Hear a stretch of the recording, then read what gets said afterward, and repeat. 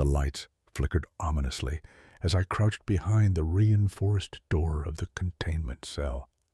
The air was thick with tension, and the hum of machinery faded beneath the pounding of my heart. SCP-029 was down the hall, and the thought of her made my skin crawl. Dr. Erica Bodine's voice echoed in my mind, her defiance against the protocols still fresh. "This is ridiculous. The girl can't even have clothes. We are not animals. Let her cover herself." I had to admit there was something unsettling about her presence.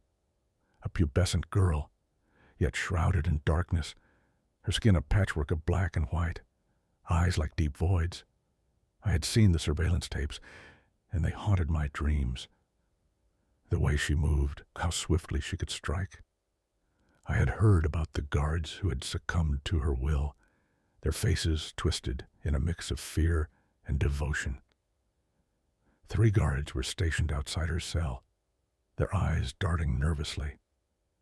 I could see their hands twitch, and I wondered how long it would take before one of them faltered. They had been warned about the consequences of approaching SCP-029, yet here they were, overwhelmed by the palpable dread radiating from her containment. Suddenly, a high-pitched shriek pierced the silence, a chilling sound that made my breath catch. It was SCP-029, her voice echoing through the hall like a siren of despair. The guards exchanged glances, their bravado faltering, as the scream continued, a cacophony of rage and sorrow.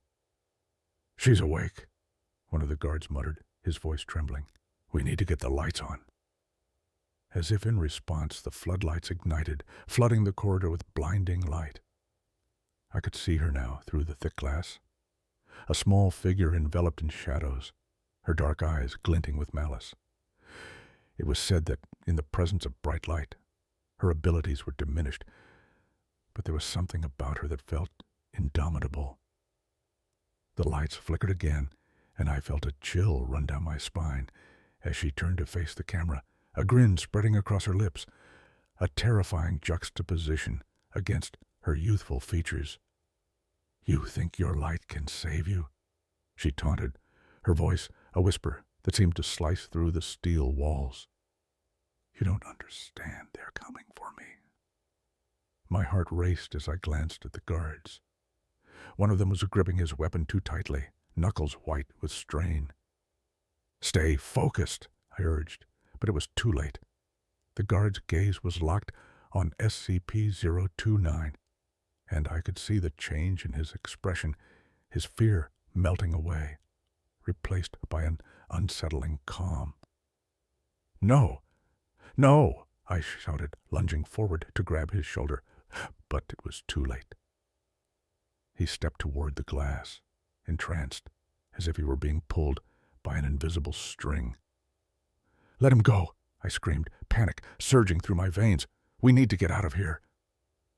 But SCP-029 was already moving, her lithe form slipping through the shadows, darting toward the door. The other guards were caught in her thrall.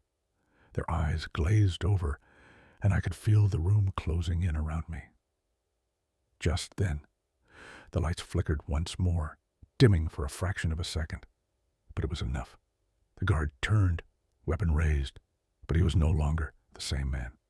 "For her!" he roared, and I realized with horror that he had become a puppet, a willing soldier for her cause. I stumbled back, heart racing, as chaos erupted.